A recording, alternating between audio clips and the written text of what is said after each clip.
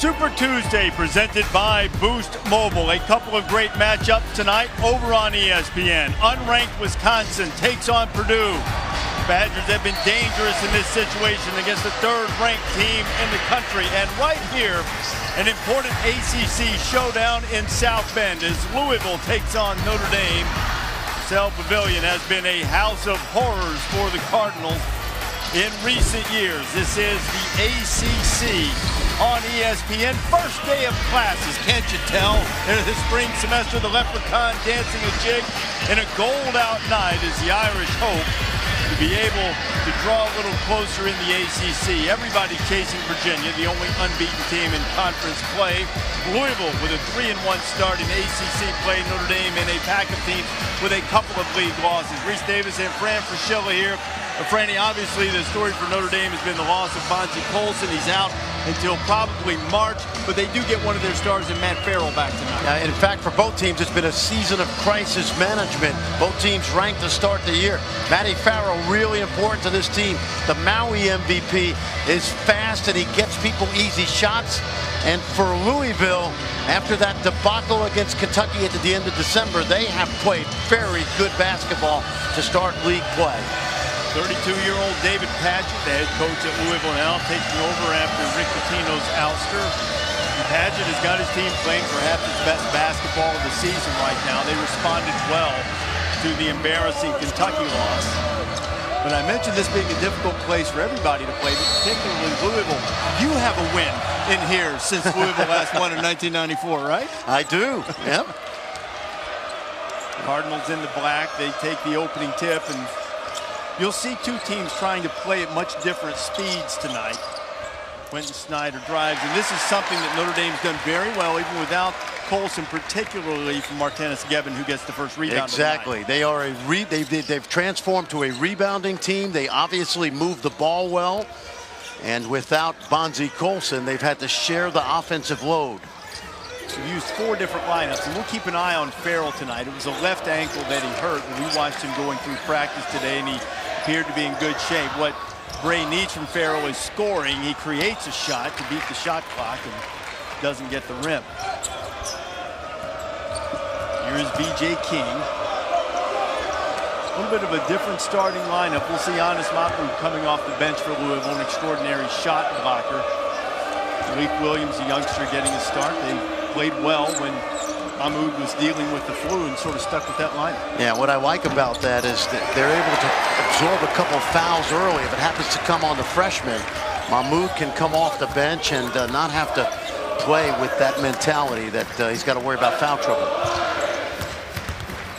That's Pfluger getting a paint touch and a deflection. And Notre Dame doesn't turn the ball over very much, but one thing that they'll be challenged with tonight is a Louisville team that deflects the ball and gets in passing range. Mike Bray is the all-time winningest coach in Notre Dame basketball history, passing Digger Phelps a couple of games ago, 395 victories as head coach of the Fighting Irish for Bray. There are a lot of people in South Bend happy about that. Kevin with the turnaround jumper. Yeah, no question, Reese. Louisville would love to get this game sped up, and for Notre Dame in ACC play, they managed to control the clock. And there you see the young acting head coach David Padgett. Started his career as a player at Kansas, and then finished 3 terrific years for Rick Pitino. Left Kansas after Roy Williams left Kansas to go to North Carolina. Spent some time at IUPUI, been on Pitino's staff. And from the perimeter, DJ Harvey, the freshman, knocking down the shot. First bucket of the game, and the Irish up by 3. DJ Harvey, part of that Matha connection that permeates this Notre Dame program. You know, you made an interesting point with the fouls called on the inside, and the fouls called on Pfluger. That's his first. That DJ Harvey, a little atypical in that he's being counted on early in his career to play some important minutes. Notre Dame's a team that has thrived by getting old. Yeah, absolutely. What I think Mike Bray's told people many times, our success in the ACC is we've gotten old, particularly with some really good transfers, and we've stayed old through the years. And You look at DJ Harvey, young man out at DeMatha High School, the same school that produced Mike Bray, and a host of Notre Dame greats going back to Bobby Whitmore and Austin Carr, Adrian Dantley. Malik Williams knocks down those 2 free throws. He's also got a couple of rebounds. He's a guy that Rick Pitino spent a lot of time recruiting, and he hasn't shot a lot of free throws this year, but with that size, you saw the nice touch from the free throw line. He's a guy who has a very bright future for the Cardinals. Gibbs fires. DJ Gibbs is off, and King pulls it away for the Cardinals.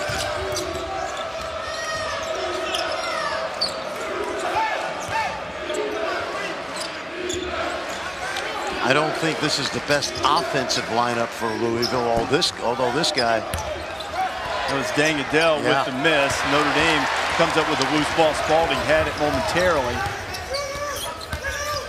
Pfluger driving. And you'll see in Notre Dame, and I mentioned they don't turn the ball over often, but there was one pass just a little bit too hot and high for Gibbs as Gebben was trying to throw it out of the post. You know, Gebben that time treated that ball like a hot potato. He had plenty of time to catch, locate, maybe dribble off the lane a bit of it, handle the pressure, and instead he rushed through it out of bounds. Quentin Snyder fading to the corner. Dang Adele's really been playing good basketball of late. Adele with his first bucket of the night, coming off a 27-point performance against Virginia Tech. That was a career high. He's had 2 double-doubles in the last 3 games. And he's really sort of settled in and stopped worrying as much about scoring as perhaps he was in the early part of the season. Exactly, and worrying about scoring and worrying about the next level sometimes go hand in hand. I felt like he was playing too much to impress pro scouts instead of just playing his game. I'm not really sure how Harvey got out of that without double dribbling or traveling or something, but he did, and Notre Dame still comes up empty. 4-3, Louisville with the lead. We played just over 4 minutes here in South Bend in this ACC affair. The veteran point guard, Quentin Snyder, lines one up and drains it from 3, and the Cardinals off to a quick start, a 7-0 run in the early going for Louisville. And I was a little surprised there that Pfluger went under that screen. Quentin Snyder, a pretty good outside shooter, gave him a little too much space.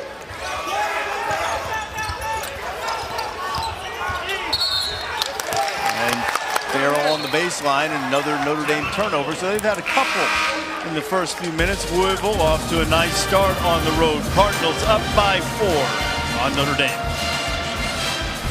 ESPN's exclusive presentation of college basketball is presented by Boost Mobile and in part by Infinity. Empower the drive.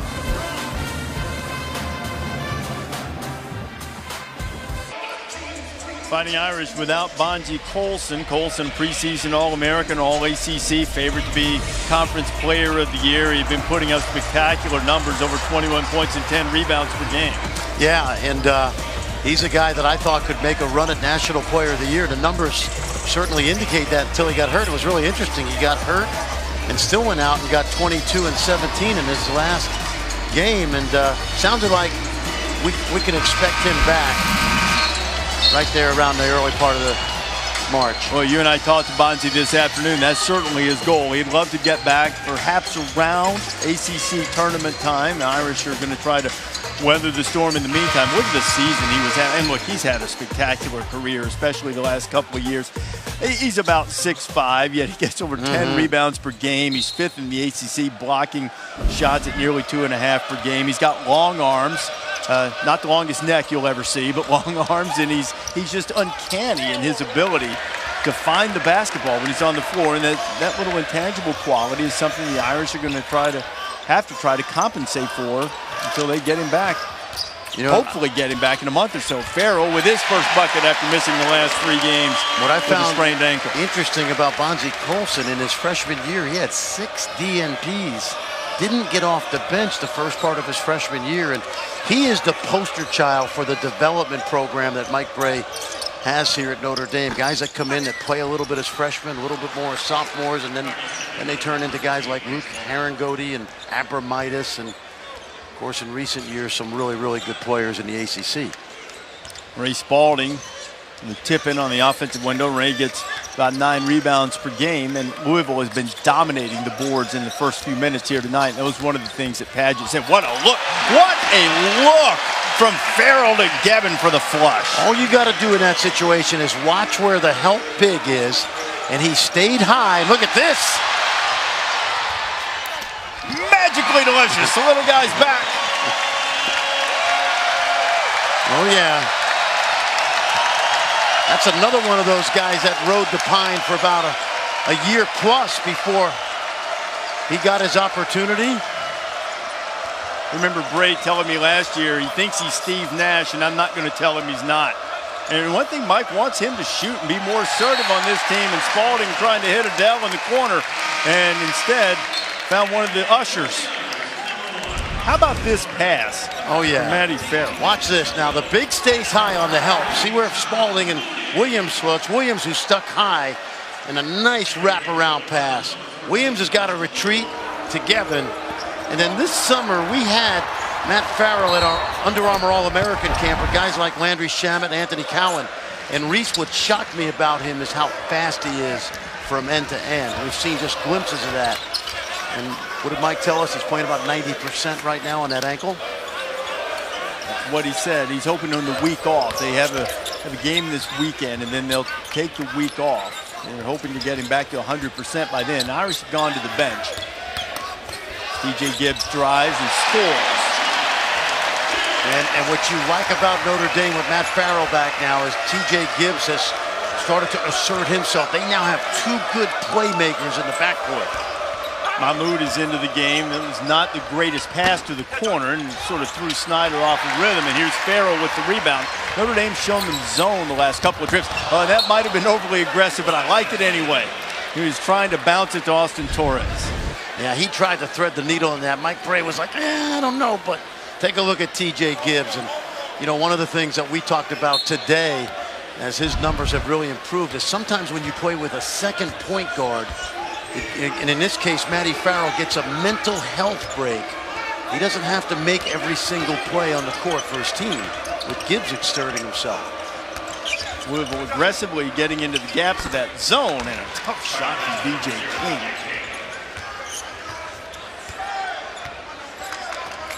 Some guys on the floor for Notre Dame right now. John Mooney, number 33, a sophomore from Orlando. Nick Jogo, also one of those guys that you really expect to develop. Jogo has the ball at the top there momentarily. You expect him to be a big-time player for the Irish in the coming season. Absolutely. Redshirt freshman, second year. Last year he learned behind Beecham and Vistoria.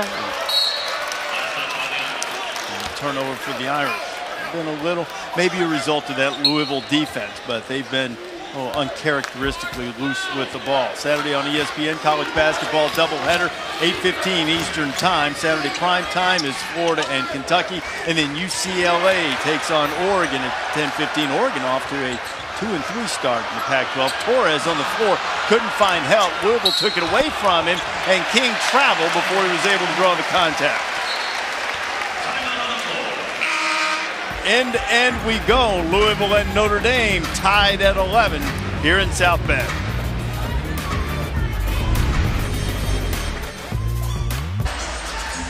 Now breaking it down. This is what Louisville has done this season: 13-4 overall, 3-1 in the league. Yeah, and David Padgett, you know, he showed up with a garden hose to a 3-alarm fire when he took over this job, and what a class young guy. There you see Greg Paulus, one of the assistants that was named for the staff after David took over. Really interesting, Reese. Greg Paulus was a terrific two-way athlete, great high school quarterback, and told us today he visited Notre Dame a number of times. And the only school in the country that wouldn't let him play both football and basketball, as he was a great quarterback, Duke University. You know, it's remarkable what Greg did after a really good career as a basketball player at Duke to go to Syracuse and not just be on the team, played and was productive after being away from football for 4 seasons. What'd you tell me, 15 touchdowns? I think it was 15 touchdowns, maybe 14 picks. Yeah. And that was almost another turnover. Lads, let's see if we can take care of the basketball here. We've turned it over 8 of the last 9 trips combined, and we're wild on 11s. Both teams have 11 points, and they've combined for 11 turnovers. So let's stop handling that thing like it's slathered in baby oil and wrapped in rattlesnakes and see if we can get a shot. Farrell's got to beat the shot clock. It does! He's back. How about that? Oh, man. Tell you, I love the way he plays. He thinks he's really good. He is. I know he is. He doesn't just think it. He may think it. He's right. He is really good. So is Dang Adele. But that shot was not really good. An air ball. Farrell wants it, feeling it. Irish by 3. Farrell. Buckets.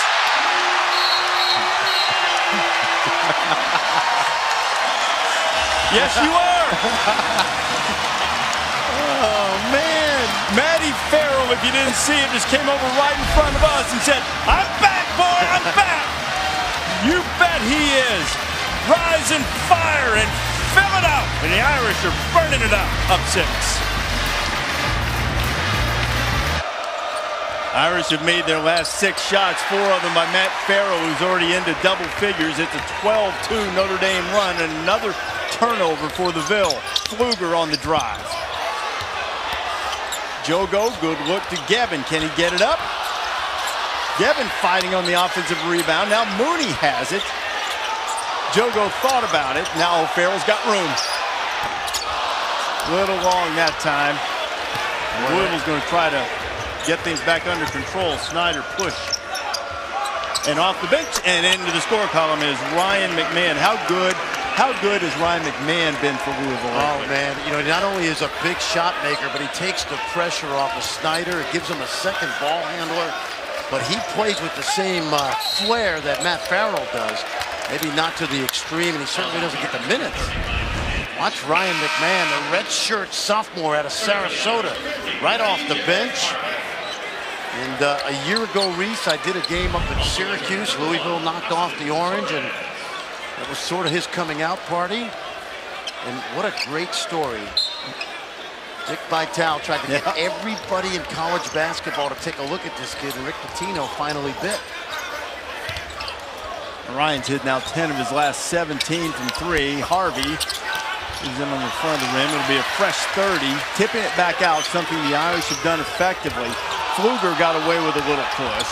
Torres to Gevin, and Gevin's second dunk. Well, what you love about that is the tip out is part of the strategy right now. If you can't grab an offensive rebound, tip it out to midcourt and create an extra possession. Snyder with the answer. Notre Dame's gone zone. Louisville has been sloppy versus the zone, but when they get good looks, they've knocked them down. We go back to the McMahon story. I'm sure that the Louisville fans know it very well. Undersized guy, but tremendous shooter. Scored a lot of points in high school. And Dickie V heard about him, went to see him a couple of times, and as Farrell drives and scores again, but Pitino sent an assistant down and then called Vitale afterwards and said the assistant didn't like it. He loved him. Ended up offering him a scholarship, and McMahon's going to try it again. I moved on the offensive glass, and now a fresh 30 for Louisville.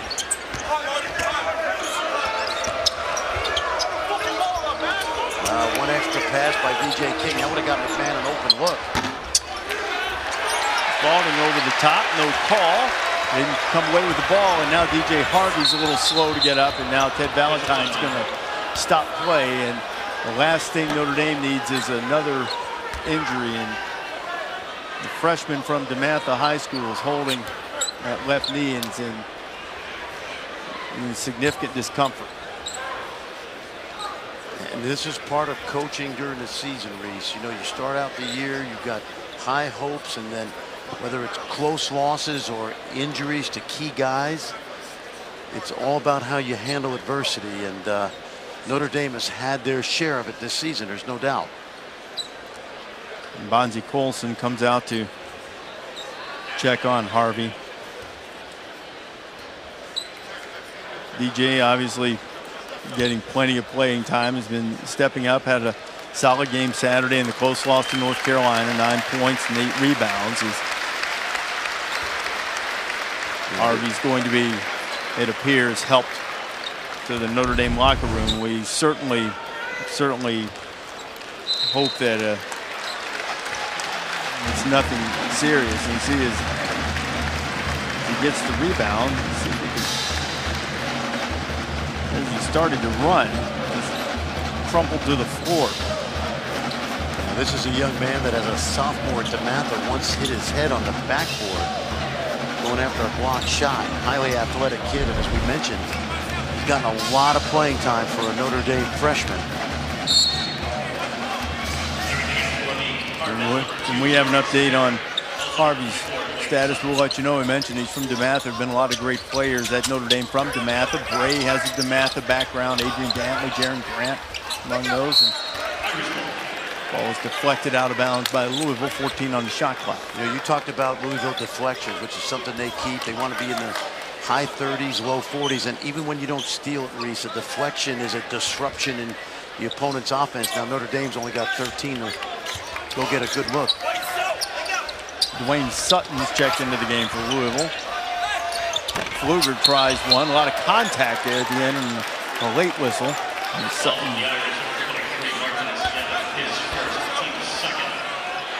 And foul, I believe, was called on, I think they said on Gevin. And Gevin picks up the personal foul. That's his first. Notre Dame sat in that zone a lot in the last few minutes, and Louisville not able to take advantage. Darius Perry also into the game for Louisville, wearing number 2. Pfluger cleans it away. We're inside 8 minutes to play here in the first half. Reese Davis, Fran Fraschilla, glad to have you with us from Notre Dame. First day of classes. Gevin, 3 dunks. A terrific look by Austin Torres, flashed into the middle of the defense. And then one of the things that the Louisville coaching staff talked about today, Reese, is Notre Dame, when the ball goes in the lane, they cut hard to the basket. Perfect example. McMahon tried to bounce at him, see who touched it last. It looked to me like it went off Spalding's leg. Spalding, get your foot off the ball. Yep, take a look, Reese. Watch this. Cut. Ball goes into the post. Be a cutter. Cut behind the defense. Little entry to Torres. Back cut. The Duncan Lithuanian.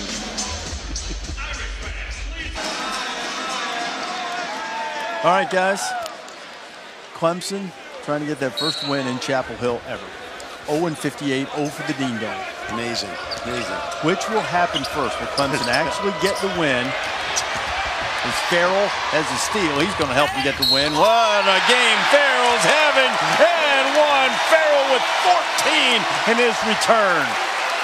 He has been disruptive. No luck at the Irish here, both offensively and defensively. Watch him just jump in the passing lane right there. And as I said earlier, Reese, at his best, he's one of the fastest players in college basketball. And what a lift he's given Mike Bray. You know, he really wanted to play Saturday night against North Carolina. I don't know whether he would have been 70%, but Mike Bray thought it was better to rest him, give him a few more days, but man, hindsight can be 20/20, you know? Well, Farrell has 6 buckets. Louisville has 6 buckets. Farrell's going to get a brief rest, which calls to mind what Bray said today. He told Matt, he said, I'm not sure after missing 3 games with the injury, you've got 39 minutes in you tonight. And he said Farrell is staring. I know it. I don't think he'll be gone for long. Soft elbow jumper won't go down for Dwayne Sutton. Former Big South Tournament MVP, transferred to Louisville from UNC Asheville. Pfluger's trapped in the corner, and before he's called for the travel, he was fouled.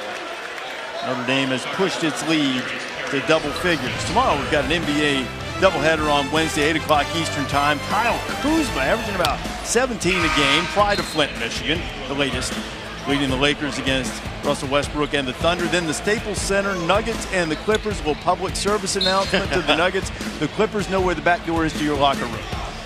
Hey, it all starts with NBA Countdown, 7 Eastern on ESPN and the ESPN app. What are the odds that a year ago you'd have been reading a promo with Kyle Kuzma and the Lakers? How about that? I did the NBA draft combine this year, and Kuzma was terrific. Yes, he was. And he really improved his stock and got into the first round. But to say that you could take that and even his career in college at Utah, which was terrific. and expect what he's been doing? Well, you know, he took the combine effort into the summer league where the Lakers won it, and right now he's the Lakers' best rookie. Late first-round pick, and you spent some time in Flint, Michigan, so you know how good basketball is. Yes, I did. In that part of the state. Home away from home. Gebben just picked up his second foul, Fran, and Bray's going to put him on the bench. Notre Dame a little bit thin up front. Elijah Burns, the junior forward from Troy, New York, checks in. Been getting a little more time since the Colson injury, and with Gebben having a couple of fouls, he may get some significant burn here in the latter stages of the first half. Notre Dame still sitting in that zone. Perry fired from the corner, and not much is going down for Louisville right now, shooting just a touch over 30% from the floor. But another deflection from Spalding, who is ridiculously long. Wingspan. Fluger. Jogo, they're creative passers now. You know, even a routine pass. He can pass. He can pass in more than one sport. Yes, he can. That was touched by Perry, or else it would have been a Notre Dame turnover. What Fran's referring to. He threw that into cover two right there. What Fran's referring to, Fluger is good friends with USC quarterback Sam Darnold. And back when they played in the Pop Warner stages, Sam joined the team that Rex was already on. And Sam played a little tight end. Fluger threw him a touchdown pass and tweeted it out fairly recently. Another turnover for the Irish. Spalding leading it. He finds Perry. Perry got tied up in the air, and now Farrell got a hand on it. Dangadell trying to settle it down. Dang's trying to get a little offense going. How about Spalding? How about that play?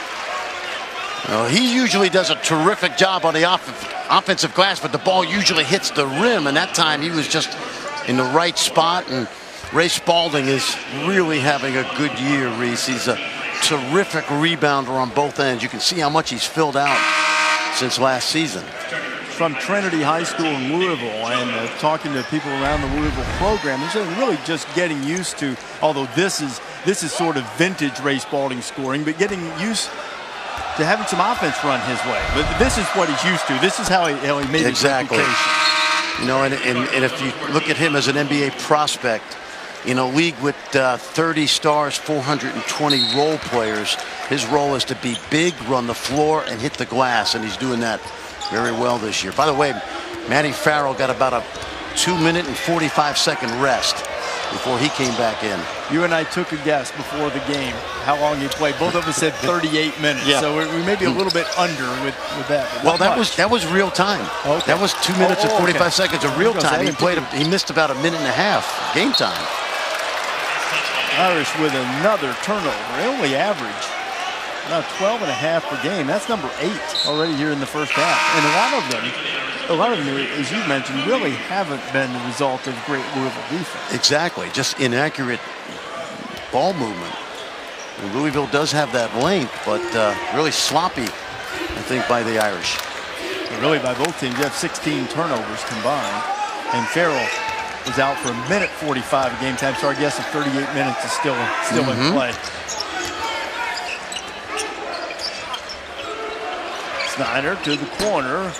Jordan Moore into the game. A youngster whose reputation as a good shooter couldn't find the range from the corner, and Louisville remains down by 7 as we head toward the final break zone of the first half.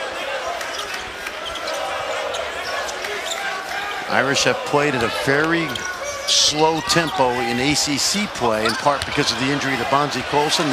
Mike Bray said they're grinding the ball. Shot clock at 2. Gibbs of the runner. Torres gives him a fresh shot clock. How about the effort from Austin Torres, who's made a couple of good hustle plays in the first half. And the flip side of taking care of the ball is they've done a great job on the offensive glass in ACC play. Jogo. Torres fighting for it. Let's see, he touched it last, and I think it was Motley who touched it, so Notre Dame will have it again. And the one thing David Padgett said today, we have to win the backboards. That has not been happening so far. Take a look at the Capital One fan vote now. The question is, who should be the #1 team in all of college basketball. Here are the contestants: Villanova, Virginia, Purdue, and Oklahoma. Purdue is out to a great start against Wisconsin right now over on ESPN. To vote, go to facebook.com/SportsCenter. Well, the most talented team in the country is the Duke Blue Devils. But the #1 team, according to the Capital One fan vote, is Villanova. It's Villanova. Would you, if you had voted in this poll, which perhaps you did, would you have voted for Villanova? I would have. I would have too. And by the way, if you're thinking about brackets in March, I'm taking veteran teams. I'm taking the Villanovas of the world, and not the. I think Duke's really, really talented. What a great comeback last night. Dang Adele hits the three, and for all the trouble that Louisville's had in a great first half from Matt Farrell, 15 points. Cardinals within 4 with just over 3 minutes to play here in the first half. And part of that is the pace of the game, because Notre Dame wants to play at a relatively slow pace, and they're not a team right now without Bonzie Colson that's going to blow you out. They've been sitting in that zone also, which slows the game down. Lob. Adele with the finish, and now Adele scored 5 consecutive points, 7 in the first half, and Louisville's within a bucket.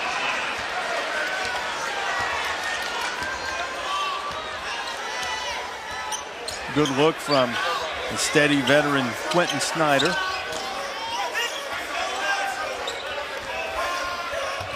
Snyder, who, by the way, reached the 1,000-point mark tonight in his Louisville career. And here comes Louisville with a chance to tie or take the lead. They've got numbers, 2-on-1. Wara to the bucket, and we're tied. A pretty drive by the freshman. You mentioned his outside shooting. Son of a coach. His dad's a coach at Erie Community College.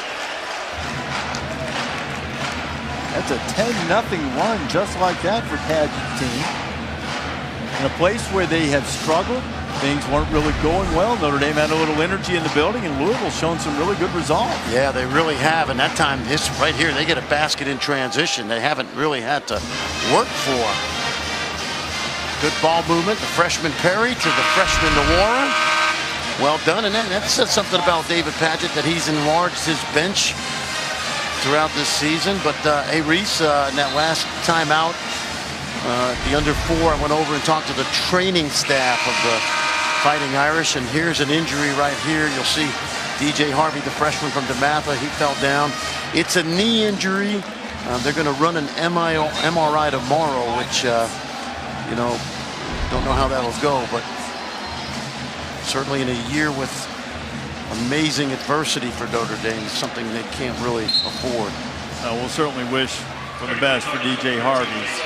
Certainly didn't look good, but hopefully that MRI will not be as serious as it appeared when he left the floor. He made the first basket of the night and was hurt after collecting his second rebound in the first few minutes. Notre Dame hasn't scored in more than 5 minutes.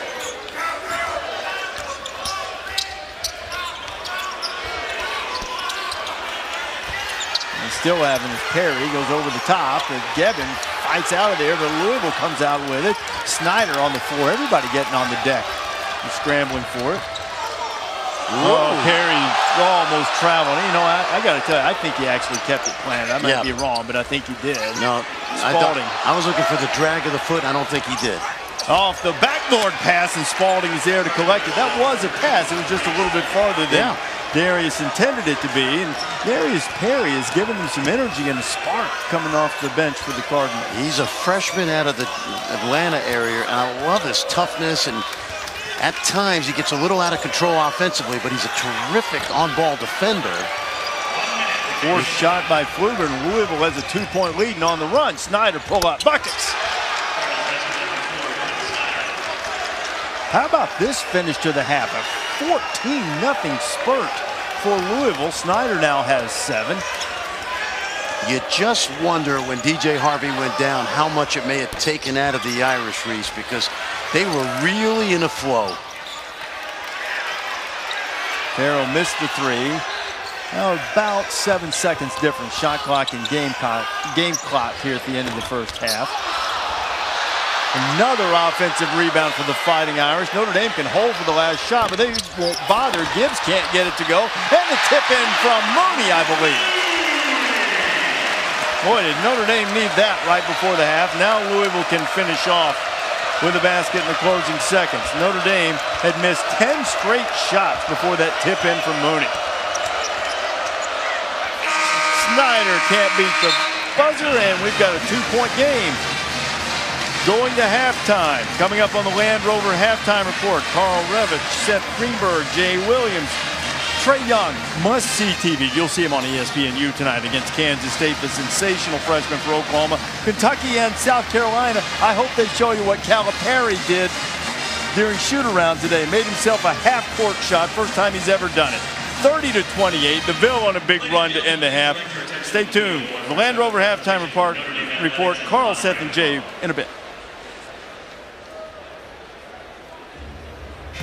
Welcome back to Super Tuesday, presented by Boost Mobile. Not far away from the start of the second half. Louisville leading Notre Dame 30-28 as we are about to start the second period of play.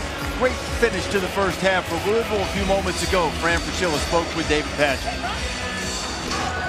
A strong finish to the first half. What fueled the 14-2 run?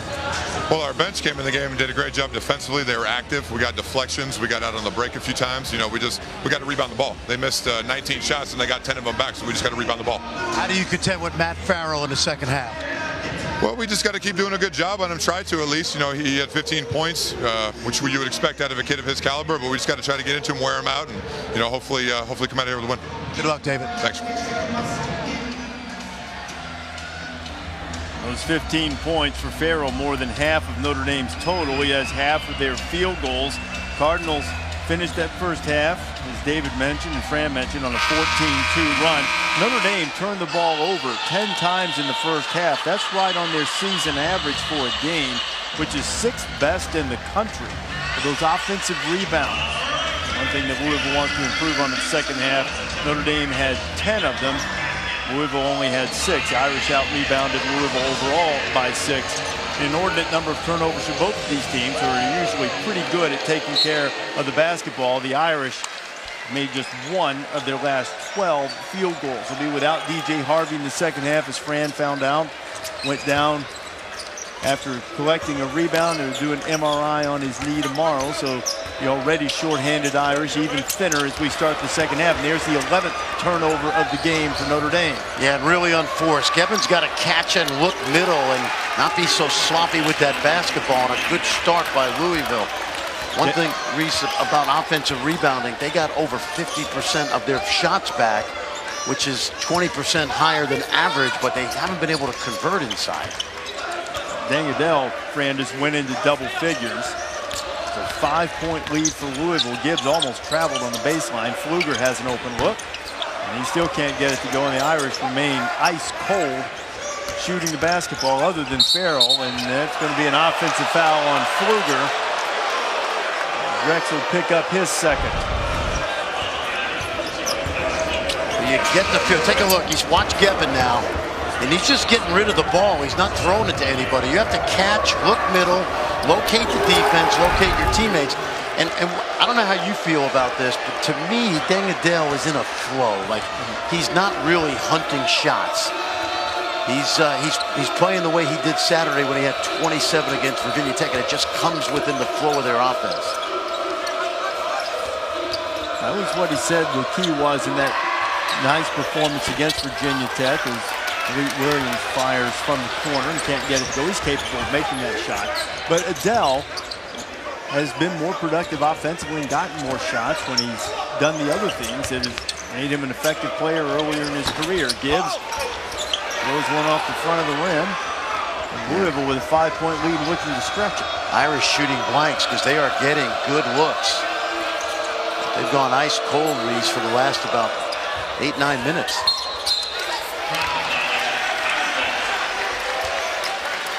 This will be Notre Dame basketball.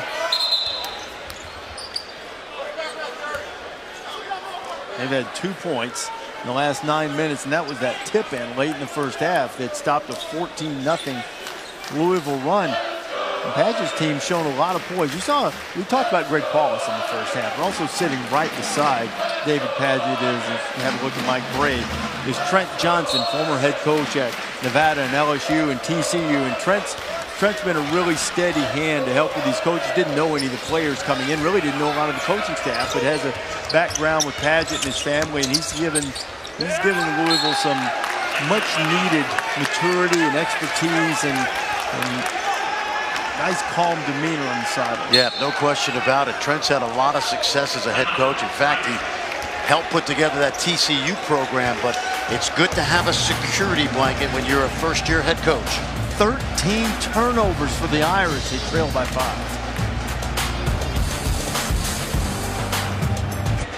Five-point lead for Louisville.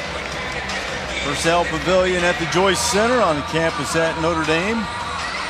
Went for a gold out tonight. All of the students given gold tank tops, gold shaker in every seat.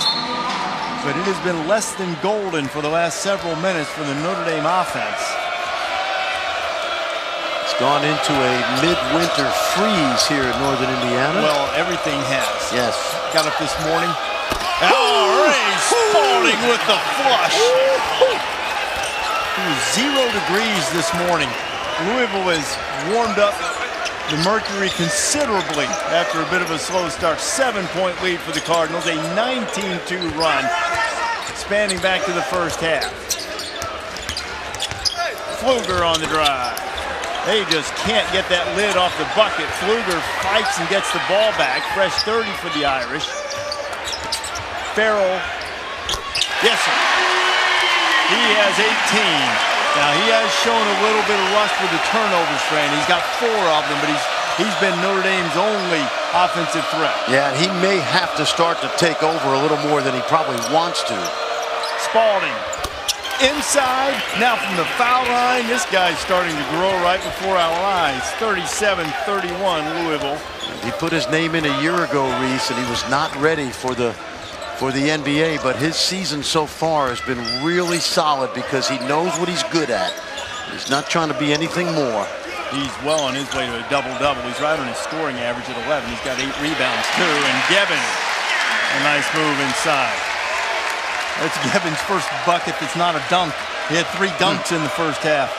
Now maybe both teams finding a little offensive flow. Notre Dame sitting in that zone. Louisville plays a lot of zone, so they're used to attacking. And usually it's through the middle, and this guy's been pretty good. Spalding again. He scored 6 straight points. We talked a little bit in the first half about him getting comfortable running offense through him. First few minutes here in the second half, it certainly appears to be the case. Mooney. Yep. That time a good decision by Matt Farrell. A little drive and drift, and that's something that John Mooney is pretty good at. About half his shots on the season from behind the arc. 36% three-point shooter is Mooney. And he hit an important one there for the Irish. 3-point game, crowd getting back into it. Snyder puts it up top, and there's another one for Spalding. Boy, and they are doing a really good job of finding him. That time, Quentin Snyder just put that on a platter. 2 Louisville kids hooking up. This Spalding has made his last 7 shots. He's 7 for 8 tonight. Not all of them right at the rim. You've seen a couple of jump shots here in the second half. Pfluger from the corner. You do get the sense that the Irish are in a little bit more of a rhythm right now. They went forever without making a shot. Well, he couldn't be any worse than they were for several minutes. And now they've gotten a little help. Gevin made a play. Pfluger's made a shot, not just Farrell. A runner from King is no good. And here comes Notre Dame with a chance to tie or take the lead. TJ Gibbs, we're tied.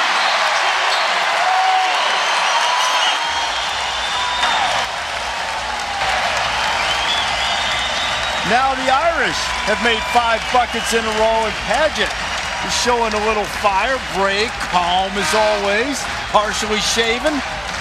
Business as usual for Mike Bray. The loosest coach in college basketball. But when you go on the road, Reese, you got to come up with energy plays. And right here, this play right here is high energy. Woo-hoo! And then how about TJ Gibbs, a sophomore from Scotch Plains, New Jersey, taking it to the hole.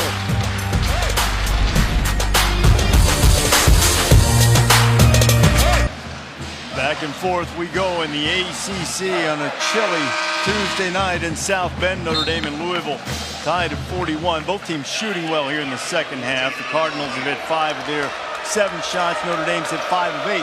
Notre Dame's last 5 buckets have come from 5 different players. And Louisville's had a good, they've been in a good rhythm versus this zone. Good ball movement. They're getting the ball inside. Dangadell. 3, and it won't go, and here comes Farrell the other way. Farrell makes the game easier for his teammates. There's no question. What a lift he is tonight.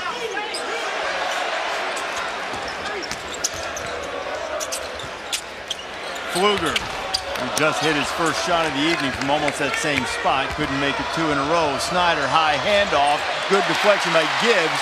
Mahmoud was up there to get it, but Gibbs was able to get a hand on it. Yeah, not a good decision there by Quentin Snyder. Look at that move. Another offensive rebound for the Irish. They've had a ton of them tonight. TJ Gibbs has had a rough night offensively, only 4 points. Just couldn't get that one to go. The offensive rebounding, Reese, without Bonzie Colson has become a staple of Notre Dame. It just creates extra possessions, and all it is effort. The effort's outstanding. Fran, they've got 13 offensive rebounds tonight. Mahmoud driving, and he'll go to the free throw line. Pfluger's called for the foul. That's his 3rd. Saturday on ESPN, a college basketball doubleheader, 8:15 Eastern Time, Florida and Kentucky. College game day opens the season in Rupp Arena on Saturday morning, and then UCLA and Oregon in Eugene. No one named Ball, no problem. Bruins off to a 4-2 start in league play so far. Yeah, and Oregon's been up and down. They had a good win at Arizona State, then lost to Arizona. Interesting in Lexington, the talk in the Bluegrass State, the Commonwealth, is when is Jared Vanderbilt going to make his Kentucky debut? It could be any game now. Calipari hopefully will join us on College Game Day. It'll be among the Oh no, he will. We'll go into. Oh no, are the cameras? How many cameras? There will be a camera. Oh there. No, he'll be on. Don't say hopefully. John will be on set. They've got a tough one tonight in Columbia right after this one. They do. Player at the center of a lot of the controversy at Louisville, Brian Bowen, has gone to South Carolina. Obviously not eligible to play.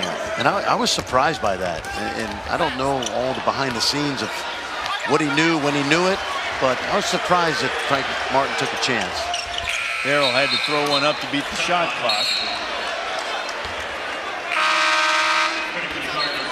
You know, when it comes to the basketball scandal that we were made aware of in late September, my good friend John Rothstein from CBS got a really good line about it. All we know is that we don't know. You know, we're all speculating right now. But by the way, what we do know is David Padgett, in taking over for a Hall of Famer, has done a terrific job with this basketball team.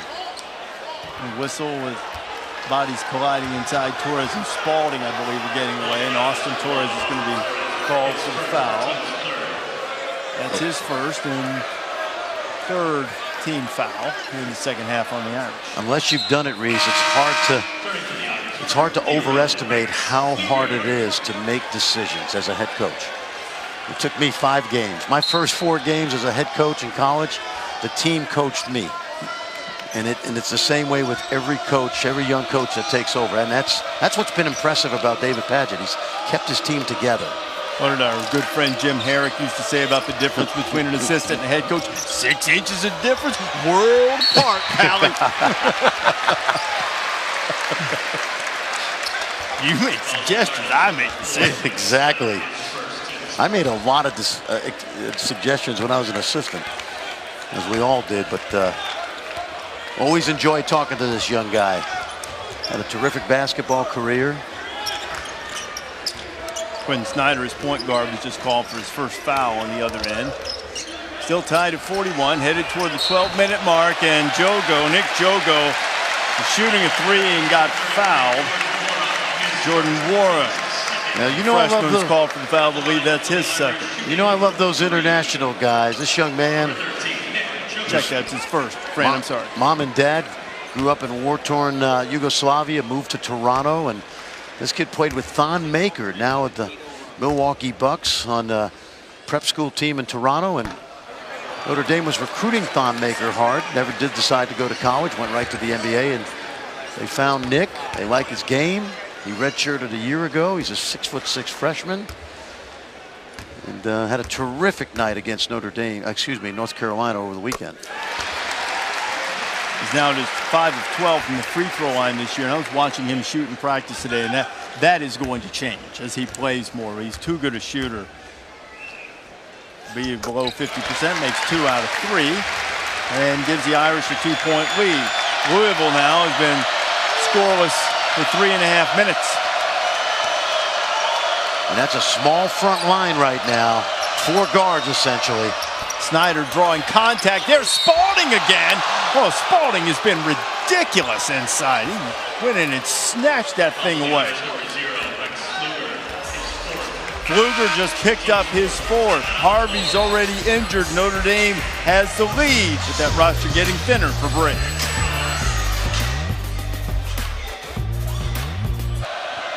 And Carl, what a season Trae Young is having. And Spalding is having quite a night. Hits the first free throw. 25 points in his last 14 games. He can become the first guy to lead the nation scoring and assists since they started keeping that as a record. The number of points that he's accounting for is crazy. And he's in the right place because think about it. Lon Kruger turned Buddy Hield loose. I'm not sure Calipari or even Bill Self with Devontae Graham and some of the great guards they have this year would have been able to allow him to play the way he's playing. And kudos to Lon Kruger, who played for an old school coach who didn't really, he was pre-shot clock. Lon has certainly been a big reason why he's been successful. Farrell tried to split that double team. Jogo fouls War on the way to the bucket. Now that's the only blemish on Farrell's game tonight is he's turned the ball over more often than normal. That was his 5th turnover of the evening. And now Jordan Wara will go to the free throw line. Yeah, that was the perfect foul by Nick Jogo. It was a hard foul, but he played the ball. Make sure that Nwora is going to earn him at the foul line. And it's Jogo's first foul. And Wara now with 4 points on the night. And Louisville with a 2-point lead as Pfluger comes back into the game. And John Mooney will have a seat for the Irish. And it's interesting, 11.5 to go. Pfluger with 4 fouls back in the lineup. And if you look out on the court right now, Notre Dame haven't done this much this year. 4-guard offense. Farrell. And then Jogo's going to pick up another one. That's the second on Nick. Louisville hasn't won in South Bend since 1994. Now that's just 6 games. Some of them quite memorable, including a 5 overtime loss here in 2013 in front of College Game Day. I thought Mike Bray was going to strip down to his skivvies that night. It was hot. Why would you think something like that? He was so loose that night. He just, all right, one more overtime. It's hot in here. Teddy Valentine, much to the chagrin of the Irish crowd, is going to call the block on Martinez Gevin. That's his 3rd. And Teddy pointed right to the restricted arc to say the defender was not legal.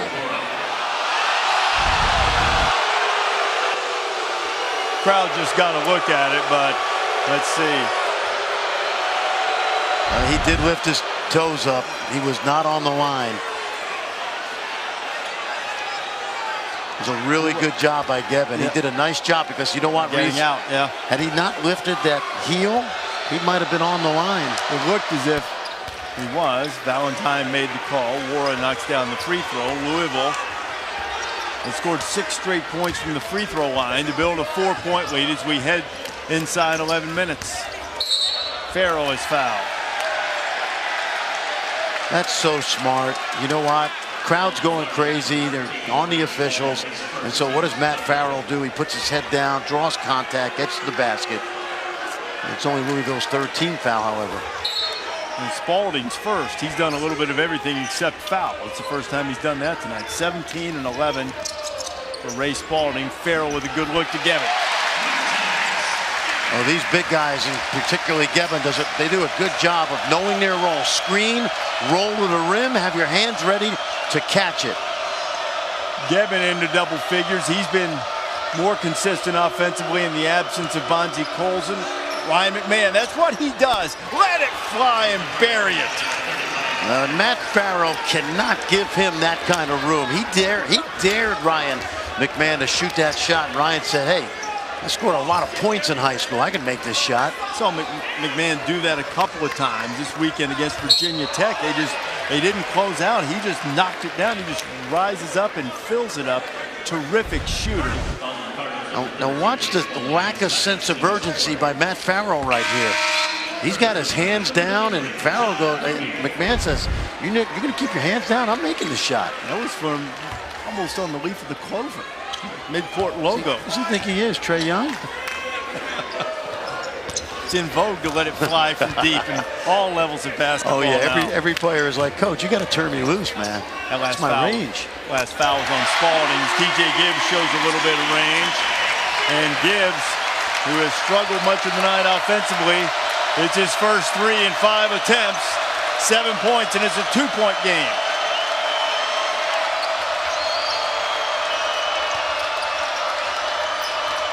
This time Farrell closed out on him.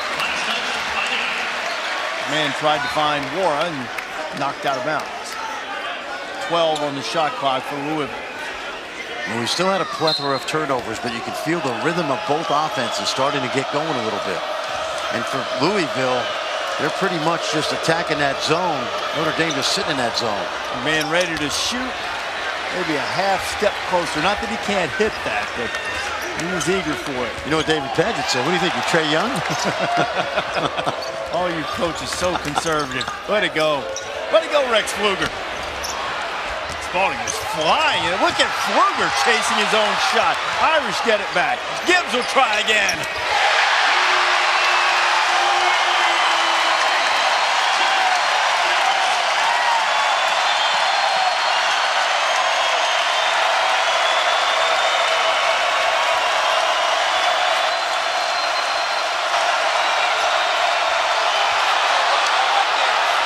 Spalding almost traveled.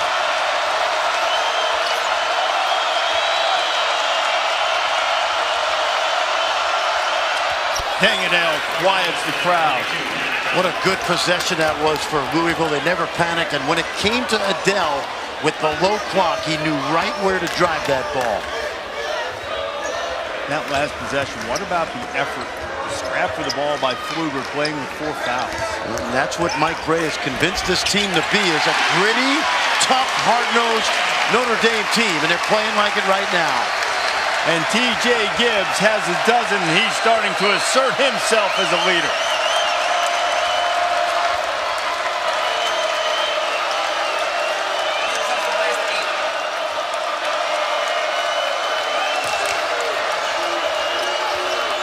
Irish sitting in that zone, shot clock headed to 10. Spalding at the high post. He's made a couple of those tonight. Boy, Pfluger had some contact, but Louisville's going to get the fresh 35, and it's a turnover forced by Pfluger. Well, they're not fancy offensively like they've been in the past, so Mike Brey has molded his team to be gritty and tough without Bonzie Colson. This is toughness right here. Hustle, get an extra possession, and then knock it down.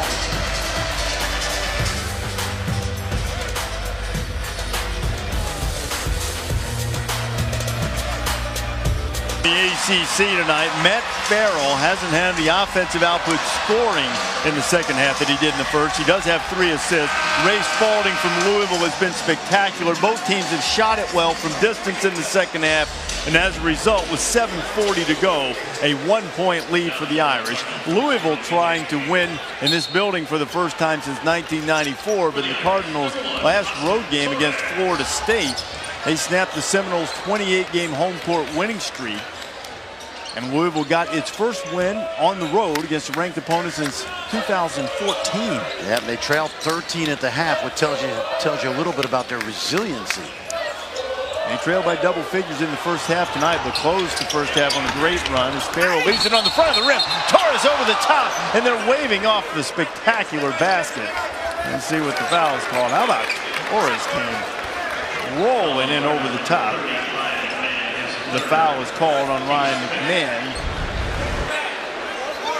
When you see the shot, it kisses up there on the glass, and that allows the fifth-year senior. Ryan McMahon appeared to be in a headlock, yet he was called for the foul. Look, I think Ryan must have fouled him with his head. I think he needs a chiropractor is what he needs right now, because he got his neck twisted in two directions. B.J. King called for the foul. It's his first. And I think it always says something about a team that can go on the road and win. And this is an opportunity for Louisville to do it again. And talking to David Packett today, he loves these kids. He's got 9 guys over a 3.0 GPA.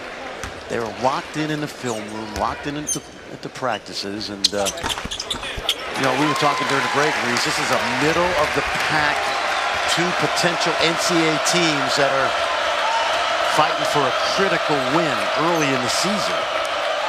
Farrell makes both. Everybody's going to be shooting from here on out, shooting the 1-and-1s, even on common fouls. Spalding on the inside. King tracks it down. Ball didn't hit the rim, so the shot clock's still winding down. And Snyder's hacked across the arm. Let's see who they get. Uh-oh. And that's Pfluger. He's done. Yeah, and he needs to know better. Clock's running down. He's got 4 fouls. He's got to be conservative. His toughness, his grit tonight, the hustle. Can't play without that. Pfluger fouls out. 6:52 to go. We only made 1 field goal tonight. That's coming off a couple of games in which he has struggled offensively. He only had 7 against North Carolina. He was 0 for 8 from 4 in the previous game against Georgia Tech. Now in that game, he's been battling the flu. But I tell you, while his offense hasn't necessarily been there, a lot of other aspects of his game were important. The hustle plays he made for the Irish too. No question. Get him going here in the second half. 1-point game now. And Reese, prior to those 2 clunkers offensively, he still did more things, as you said. He was averaging 14 points over the last 5 before that. Yeah, he had 5 straight games all in double figures, so they'll need him to find that offense. But right now, they'll have to play the last 6.5 or so without him. And they are playing without DJ Harvey, the freshman who was injured in the first half. Farrell finds Mooney from the corner.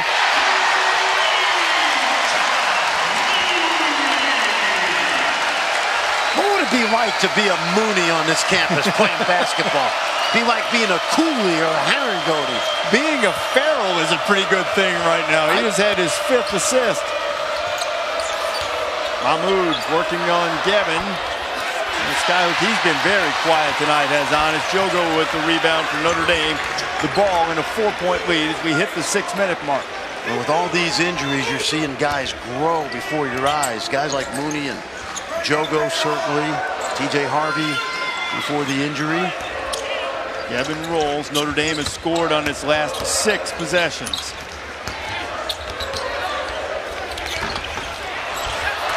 Not going to be 7.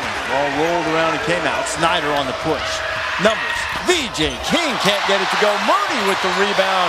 And somehow that ball didn't go in. And now Snyder got hit right in the nose. Well, let's see. They're gonna go to the monitor. Mike Bray is incensed.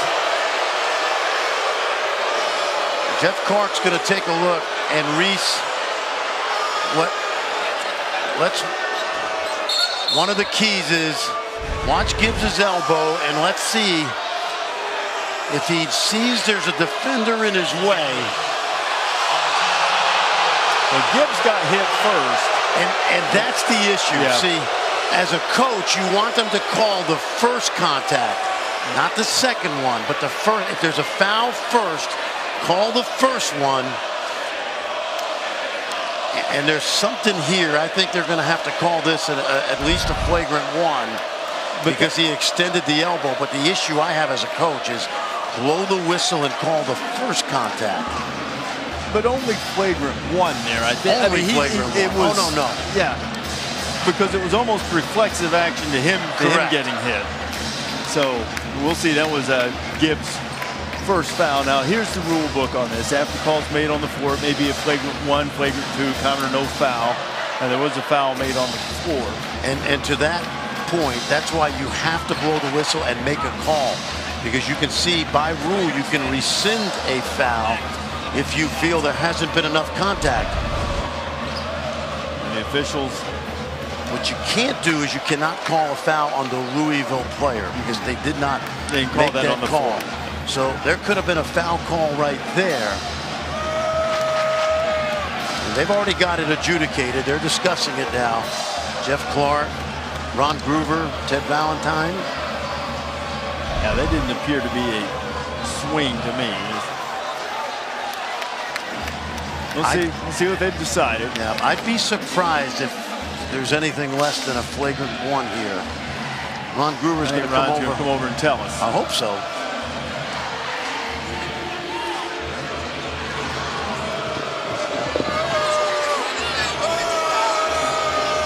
I think Ron Groover's seeing what we saw. Said he didn't swing it. Just an offensive foul, no flagrant. Exactly. They didn't feel that he swung it, so there's no flagrant 1. It's a common foul. Louisville gets the ball. And an offensive foul, too. That's right. So, on the Louisville's ball out of bounds instead of shooting. But from this point forward, that was Notre Dame's 9th foul. And from this point on, common foul. Yeah, and I had a problem other than player control will be 2 shots. Yeah, I had a problem with the first contact not being called, but I like the adjudication and just making it a common foul.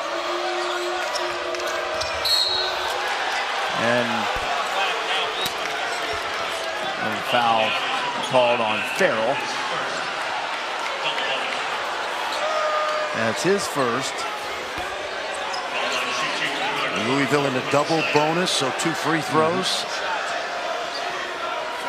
Louisville also has the arrow in their favor, and next foul by Louisville, Notre Dame will be in the bonus. Snyder, an 87% free throw shooter, makes the first. Doubleheader on Saturday on ESPN. Florida and Kentucky will get it started from Rutland, UCLA, and Oregon and Eugene. All the games streaming live on the ESPN app. 2-point game here in South Bend. Notre Dame with a 2-point edge on Louisville. Cardinals have made their last 10 from the free throw line. VJ King. How about that back cut? Jogo almost missed the dunk and got it to rattle in. And I'll tell you what they did, Reese. They cross-matched. They put VJ King at 6'6" on Matt Farrell. And the smaller, I think it was McMahon on Jogo, and he got backdoor cut. Snyder in the paint. Snyder. You'll see VJ King at 6'6". He's guarding Farrell. And so the diminutive, I like saying that word, McMahon guarding the 6'6" Jogo. So they're cross-matched right now. They're putting length on Farrell. For that reason. Anis Mahmoud, one of the best shot blockers in the country, gets one. Louisville hasn't blocked many shots tonight. And Dame's done a good job protecting the ball, but now Louisville just down by 2. Notre Dame has sat in that zone for most of this game. McMahon rattles out. Spalding got a hand on it. Mahmoud there to put it back home, and we're tied at 60. Well, how good a play was that by Ray Spalding? He couldn't grab it with both hands, so he tipped it in the air, and he tipped it to the 7-foot Mahmoud. Spalding has been sensational tonight. That one won't necessarily show up in his stat line, but an important play to get the Cardinals back even. No Pfluger, no Harvey. Gibbs has had a really good second half. Mooney's hit a couple of important shots. Shot clock at 1. Gibbs had to throw it over the top of the backboard. An excellent defensive possession for Louisville. Inside 3.5 minutes to play from South Bend. Louisville and Notre Dame knotted up at 60. Great finish coming from the bench. ESPN's exclusive presentation of college basketball is presented by Boost Mobile.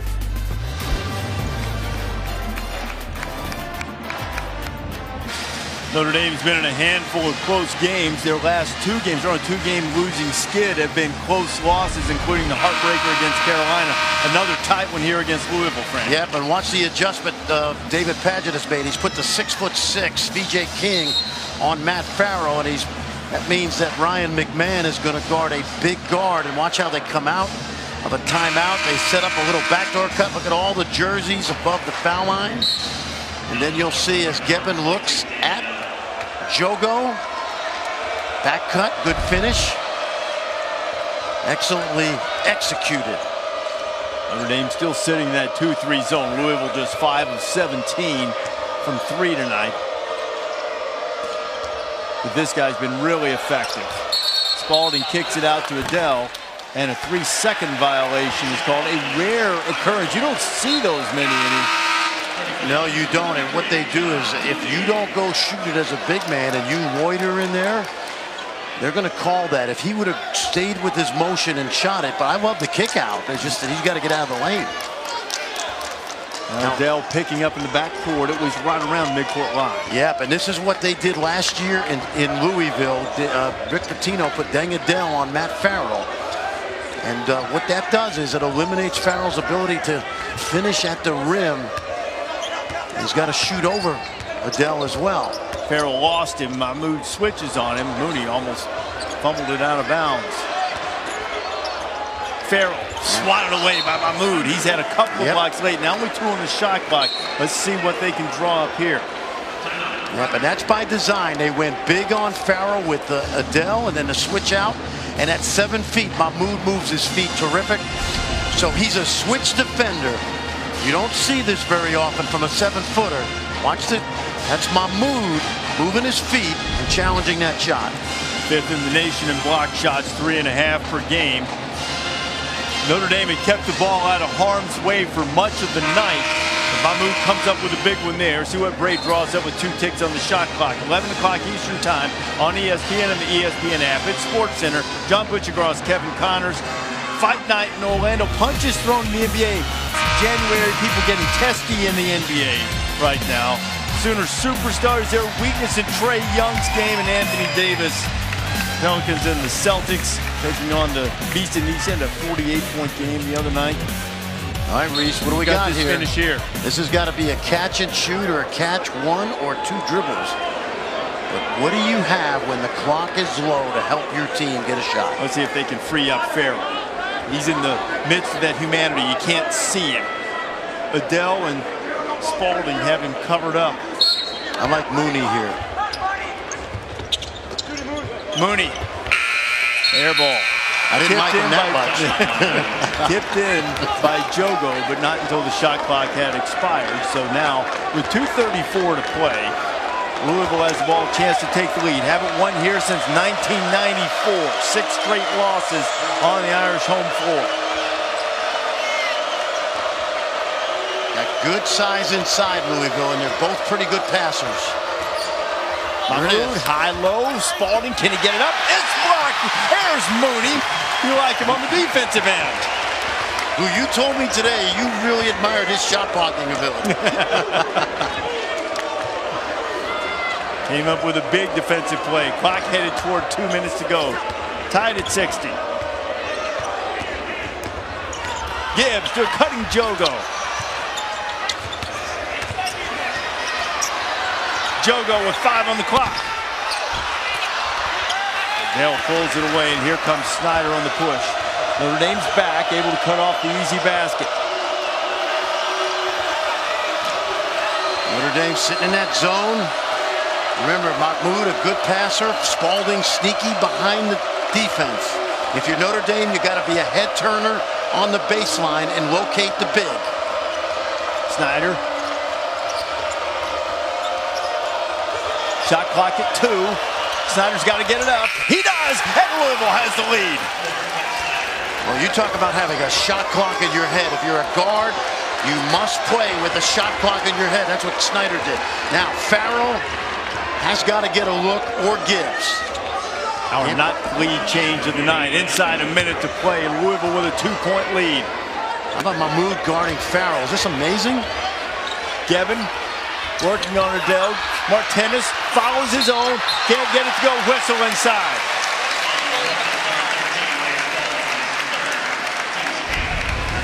Foul is called on Spalding. That's his third. Gavin will go to the line. Here's the shot Snyder just made. Yeah, exactly. You got to play with a clock on your head. Sometimes you can't even look up at the clock. You just got to know you got to get something up. Good effort by Marty Gavin inside. Gavin, an 85% free throw shooter, had the winner against Wichita State in the Maui Invitational earlier this year, and he brings the Irish to within one. First time I saw this kid play was in the World Championships in Prague back in 2013. USA had guys like Winslow, Okafor, Marcus Smart. Come a long way, this young man.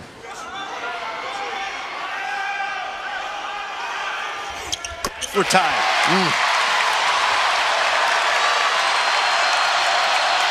Now, do you go 2 for 1 here?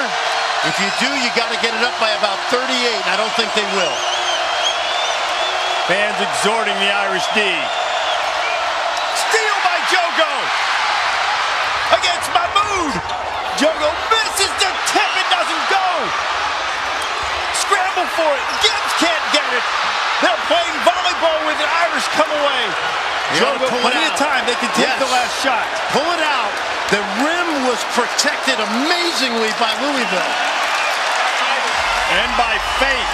How reminiscent was the attempt by Gibbs to what happened this weekend on the 2 shots that wouldn't go down against North Carolina. Couldn't get it to go down this time, but they'll have another shot. Absolutely, Reese. When you're trying and fighting for wins, take a look right here. Watch the steal. Jogo tries to get body on the big, but this is a tremendous job by Louisville, and you love the effort as well by Notre Dame. And there's Mahmoud challenging. And now once Notre Dame gets the ball, get it back out and save it for the final possession, which is what they did. Wow. Offensive rebounds were a key to Notre Dame building a lead in the first half. And in that possession, it's the key to giving them an opportunity to give them a win here with the final shot. Last timeout just called by Notre Dame. Now, I referenced this just a second ago. What happened on Saturday against North Carolina, TJ Gibbs, this would have given Notre Dame the win. Somehow, some way, that one didn't fall. Looked very much like a couple of the balls that went toward the rim on that last possession. But unlike that one, we're tied, and the Irish came out of it with another shot to win it. Now, are you taking your first best available shot, or are you taking the last one and either win or go to overtime? Anytime you could get a layup or a dunk, you take it no matter what the clock is. But in lieu of that, you are getting the last shot of regulation. Maybe you get it up on the board with 4 with a chance to tip it in. This ball has to be in Matt Farrell's hands. By the way, he's being guarded right now by Darius Perry, a freshman. I want the ball in Matt Farrell's hands. And I'm not afraid of him driving here, Reese, because he can draw fouls. 20 points and 5 rebounds for Farrell tonight. He missed the last 3 with an ankle. Watching the clock. The freshman guarding him. Farrell swatted away. Mahmoud has had 3 big blocks in the waning moments. I just don't like ball screens there. He brought Mahmoud into the play. Mike Bray's done this a lot longer than me. Now you have to have a catch and shoot play right here. Watch for a shot fake and a foul. Farrell gets it back. Contested. Won't go, and we're going to go to overtime. These two have a history of playing overtime. Will we see 5 like we did a few years ago? I'm up for it. I'm not going anywhere. Not with that snow out there on the toll road. You know, overtime is coming in South Bend. 62-62. Free basketball coming up. Hey, can you show us the... You're watching Overtime, presented by 5-Hour Energy from South Bend. Notre Dame and Louisville tied at 62. Irish had a couple of opportunities to win it at the home. Yep, and this is great defense by Darius Perry. Watch him sit on the hip of Farrell, and he doesn't leave his feet until Farrell leaves his. and he challenges late with no chance to foul. Watch him stay on the right hip. He's not going to get screened, but he also doesn't make contact. Really smart play by the freshman from Georgia. This is the 5th time in the last 12 meetings between these two that they've gone to overtime. Last time, the game 5 years ago that we referenced, it went to quintuple overtime before the Fighting Irish got a 104-101 win. Louisville has it to start the extra period. Remember how good a passer Mahmoud is. There's an example. And McMahon pays it off with a triple.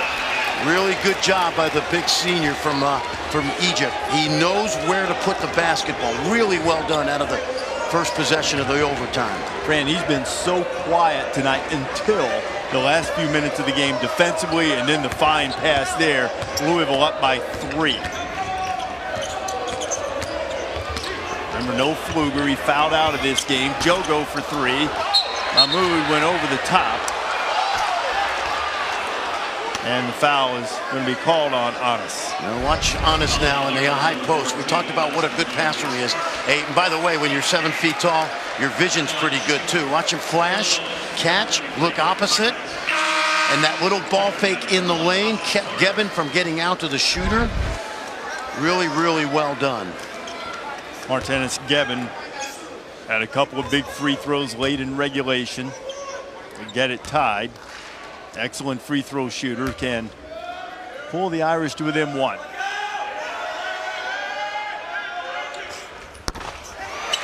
And he missed.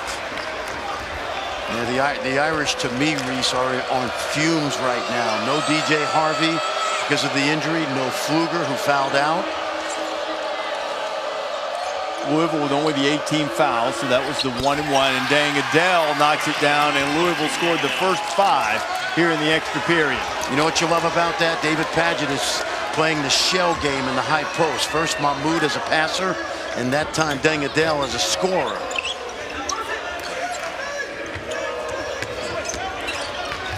Gebben rolling, gets his man in the air, and good hands by Spalding to knock it away. Torre is going to set the ball screen, try to give Farrell some breathing room. And Louisville doesn't mind switching on to Farrell. Those big guys like Spalding, Mahmoud move their feet well. Farrell pull it. Gebben on the offensive window.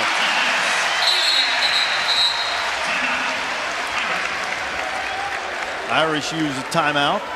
Exhausted their supply in regulation. Gebben's had, what a night Gebben has had, going 14 and 14. Absolutely, and this time watch him come from the weak side and how softly that ball stays up there, and Gebben finds the little crease, and then watch, switching, moving, matching. This time they play Adele at the high post where he can easily knock down that shot. And you wonder with that timeout, Reese, with 3:16 to go, whether Mike Ray decides enough of the zone, maybe we'll go man, take our chances, because Louisville right now is in a rhythm against that zone. The zone is like the curveball to your fastball man-to-man, and they're hanging the curve right now. You mentioned, though, the stamina of Notre Dame and whether they're gassed. Look, you have to put out effort to play zone defense. I get that, but I think the question, based on your point, would be whether the Irish have the legs. Now you're in a situation with 3 minutes to go, and you got to just give it everything you got. If you do switch, you just got to play through the fatigue. 3-point lead for Louisville. Louisville finished the first half strong, and man, Ray Spalding, the junior from Louisville Trinity High School, has been spectacular really all night, but particularly in the second half. Well, one thing we've seen is he's used all of that 7'6". That's right, 7'6" wingspan. Catching lobs, rebounding, blocking shots. He knocked down 2 foul line jumpers. And I've been impressed with him, Reese. I'm one of those draft nicks that goes around, looks for guys to talk about. He's so much better than he was a year ago when he thought about coming out. 8 double-doubles this season. He has been stuck on 17 and 11 for a while, but he's still been active. They have difficulty running through things in practice because of the number of deflections that he's getting. He's gotten his hands on a lot of passes tonight. And disrupted the Notre Dame offense. Well, you know what happens? Sometimes when a guy's got 17 and 11, he gets a lot of defensive attention. And then all of a sudden, Dangadell hits a foul line shot. Mahmoud moves it to the corner. So he may not look like he's done much in the second half. But I love what he's done over the course of the 40-plus minutes. 39 minutes for Spalding. Farrell and Gibbs have both played 40-plus. This is how it looks in the ACC. Louisville with only one conference loss. Virginia, of course, leading the way. The Cardinals have BC on Sunday before going to Miami on Wednesday. The Irish have already lost 2 conference games, including their last 2, trying to avoid the 3-game losing streak. Notre Dame has a game at Clemson on Saturday, which will be difficult. And then they have the week off before coming home to take on Virginia Tech. And Mike Bray told us today, and he's said this publicly, they're just trying to get to 9 wins without Bonzie Colson. They hope they have him back on senior night against Pittsburgh late February. Man-to-man by Notre Dame, so they finally got out of the zone. Good call, Coach, and let's see how Louisville handles the man defense now. High-low, good defense by Austin Torres. Yep.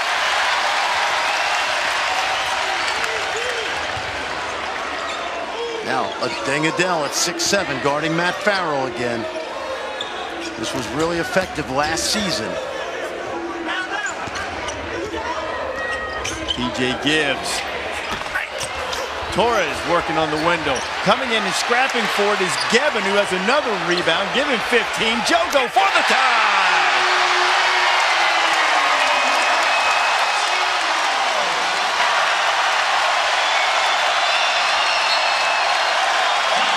Timeout, Louisville.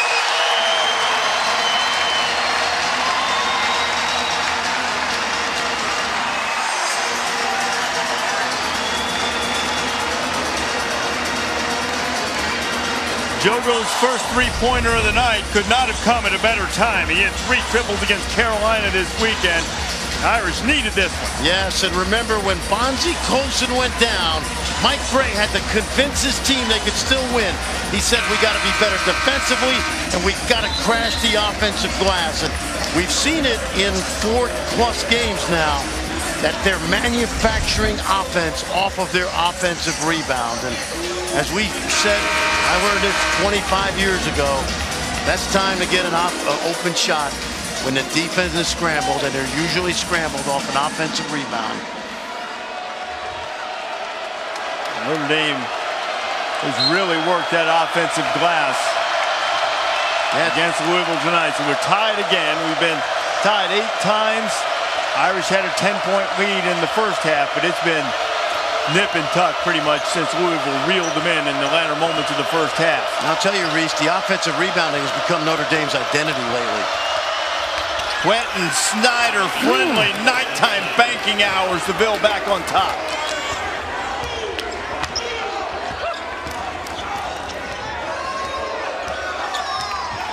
Inside 2 minutes here in this first overtime period. It may have to be Gibbs because of the length and size of Dangadell on Matty Farrell. Gavin, his 16th rebound and 16 points to go with it. Oh, they're loving this in Vilnius in the wee hours of the morning. Spalding jump hook. Torres with a rebound. That offensive rebound was the 11th offensive rebound for Martinez Gevin tonight. Notre Dame can go back on top as we head for a minute to play here in overtime. Don't mess around. Gibbs or Farrell.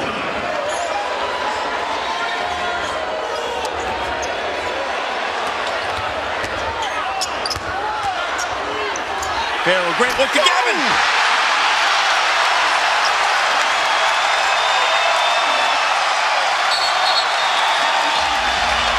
Louisville will use another timeout.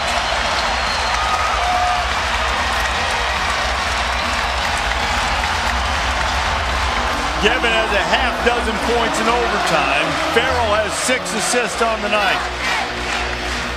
How important was it for the Irish to get him back? Yeah, no question. What they did is they got Louisville in a scramble, a rotation.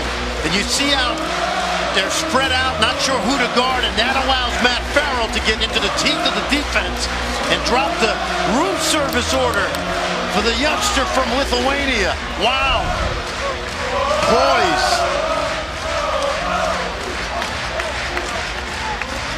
Boy, Gavin has been solid tonight. He's been tough around the rim, worked the offensive glass, come up with timely buckets tonight, kept the balls alive off the rim.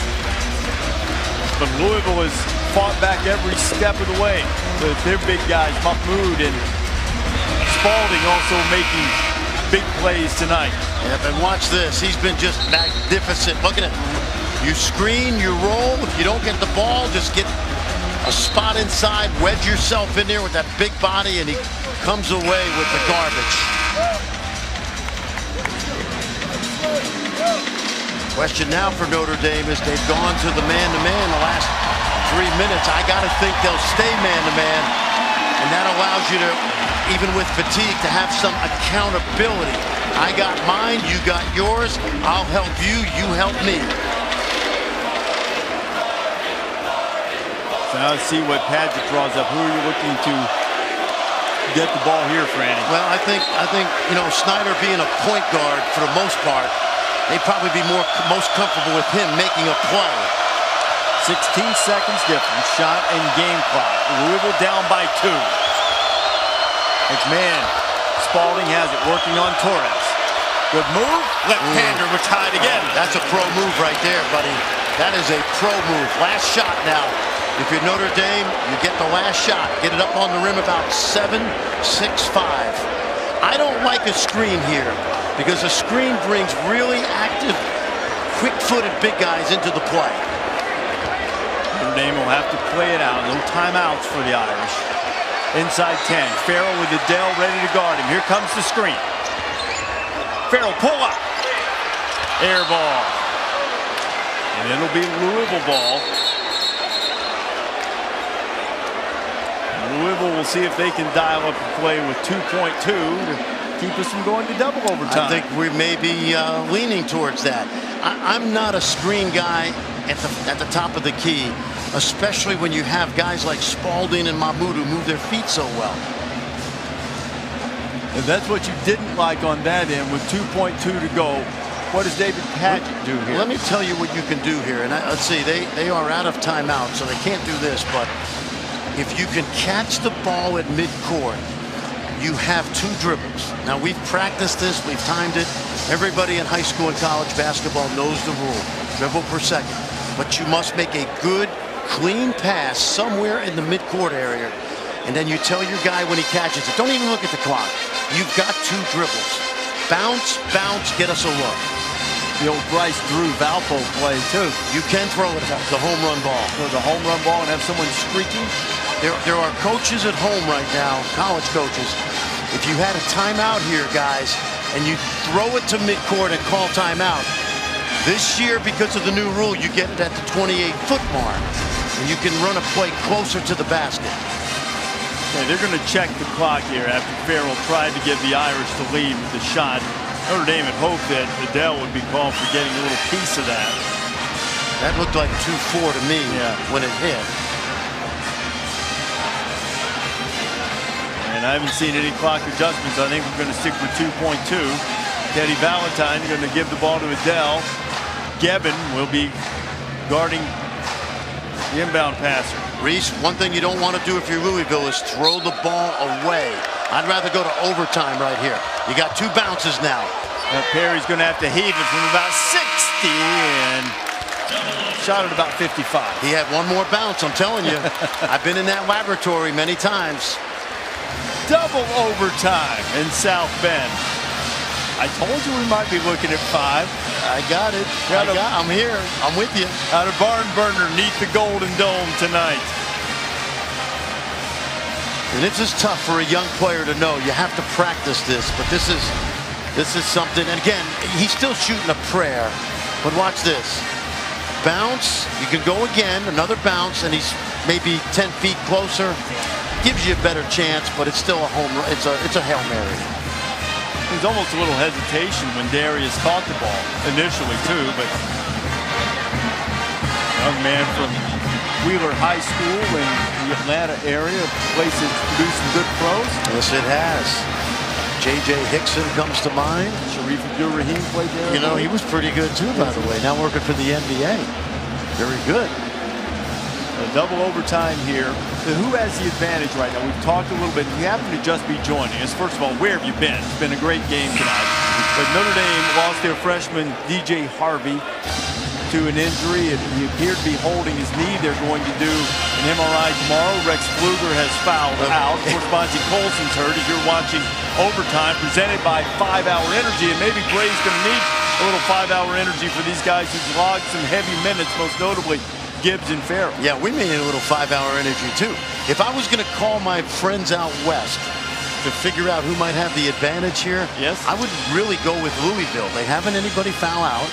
They've got their main guys on the floor, and despite the fact that Notre Dame's home, I would tend to wager that Louisville has the advantage here.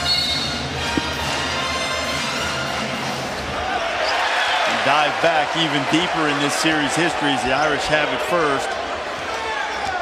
This is the 8th overtime game. If you go back 18 meetings, and 4 of those have gone to multiple overtimes, now including this one as we're in double overtime in South Bend. Tennis Gevin, who's had a career night, 18 and 16. 11 of those rebounds offensive. Farrell. After missing 3 games with the ankle, upset with himself that he left that one short. Yeah.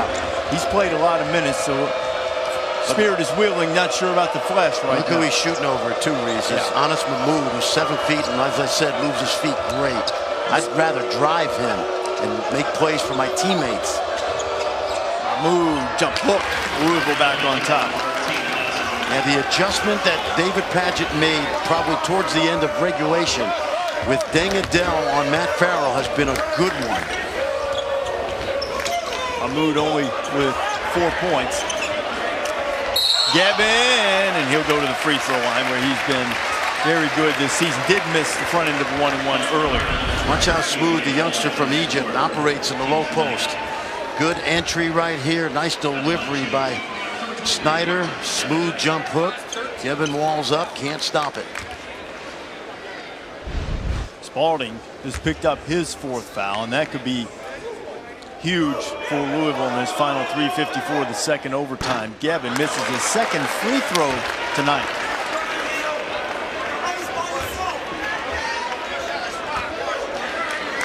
Gevin, very good free throw shooter, career high 18 points.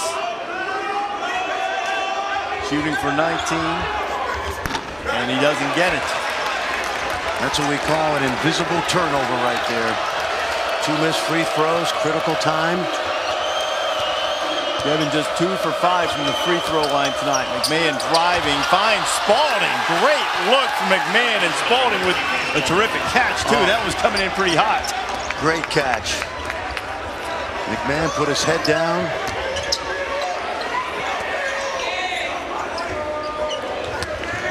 Another double-double for Spalding. He's now gone 21 and 12. Gevin up top. Beautiful. Beautiful. That time what Farrell did was he couldn't get by Adele, so he engaged both defenders, and Gevin went right to the rim. What a pass. What a read. 7th assist of the night for Farrell. Gevin now with 20, 2-point game, 3-minute mark, double overtime in the ACC. Quentin Snyder. Yeah, and Aaron Torres, you can see, he's gassed. Snyder in a rhythm. That was a huge 3 for the Cardinals as David Padgett's exhorting his team from the sideline. Gevin, give him 22. Notre Dame will call a quick timeout. How much fun has this one been tonight? Each team punching and counter-punching. Louisville up 3 and trying to hold on. 2:34 remaining in the second overtime. Louisville on top of Notre Dame, 78-75. The Irish have lost their last two. Louisville has won 3 out of 4, but hasn't won in South Bend since 1994. Nobody playing in this game alive. The last time the Cardinals came out of South Bend with a victory. That was a Denny Crum team with Clifford Rozier, DeJuan Wheat, Greg Minor. Martinez Gebbin has scored 10 of Notre Dame's 13 points in the overtime periods. Ray Spalding's been terrific, but he's playing with 4 fouls right now. Matt Farrell, who's missed the last 3 with an ankle, has played 45 minutes. Yeah, what did we say? 38? But we didn't count for overtime. But you know, he made it in regulation. He did, too. he sure did. Set out 145 of regulation. Now, if you're Louisville, you've been running good offense versus man and zone. Notre Dame staying in man-to-man. Mahmoud operating well in the low post. You got Dangadell, who's been very good offensively over the last couple games. Quentin Snyder-Reese is like, he's vanilla. If you like vanilla, and I do, you like him because he doesn't try to do anything he's not capable of doing. Quentin spent some time in the offseason with a speed coach. There's been a knock on him. He wasn't fast enough. He certainly made big plays here tonight for Louisville. He has the ball in his hands now, guarded by Gibbs.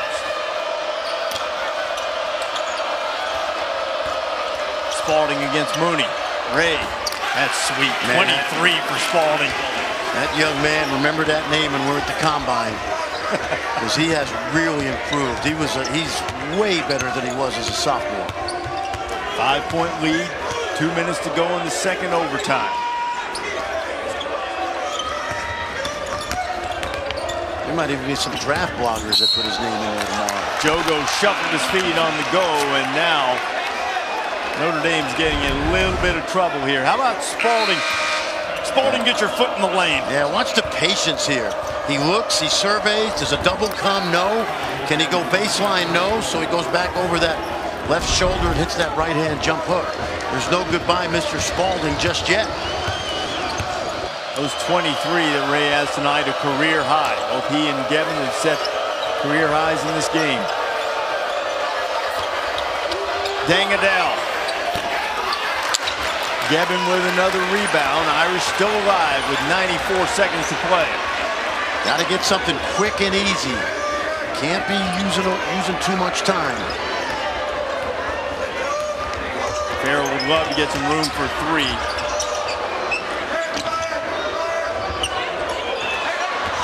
Jogo cutting. Good look. Farrell for 3.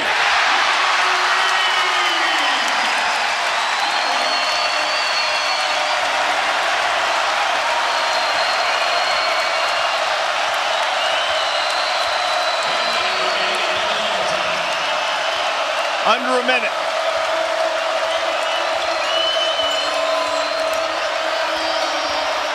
Back to Spalding. He misses. Irish having a chance to tie or take the lead. And Notre Dame will have to shoot. About a 17-second difference, shot and game clock.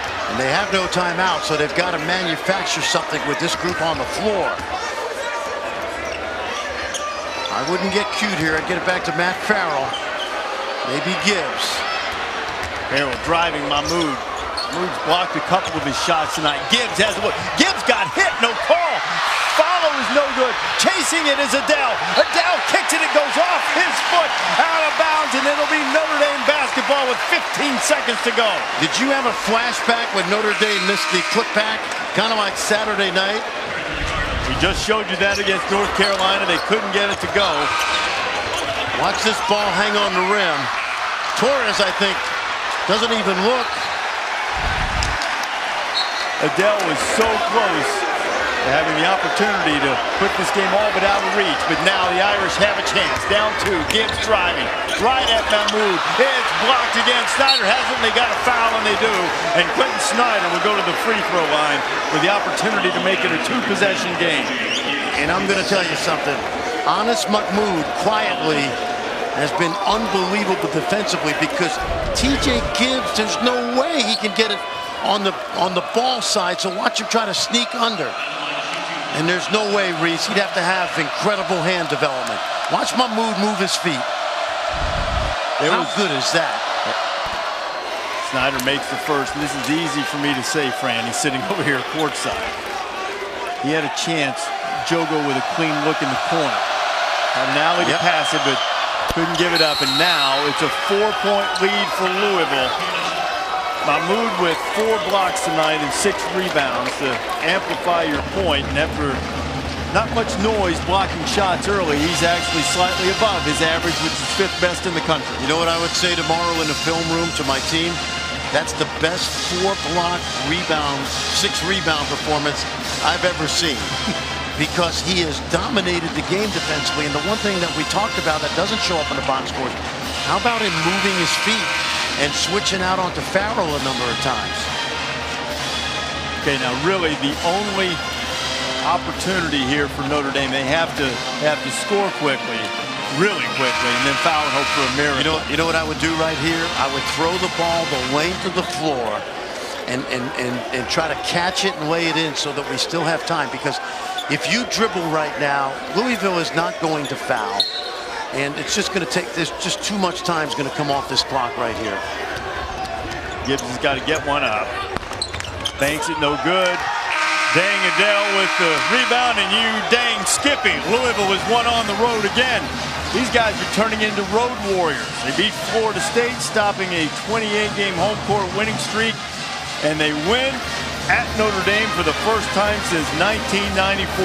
Ray Spalding with 23 points and 12 rebounds. Those 23 points, a career high.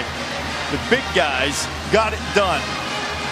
Spalding, Mahmoud, Gevin was terrific in a losing effort for Notre Dame, and so was Farrell. Our final score, Louisville wins it in double overtime, 82-78 over the Irish. 2018 Australian Open coming up next. For Fran Fraschilla and our entire ESPN crew, I'm Reese Davis. Thanks for watching. We say good night from South Bend and off to Melbourne.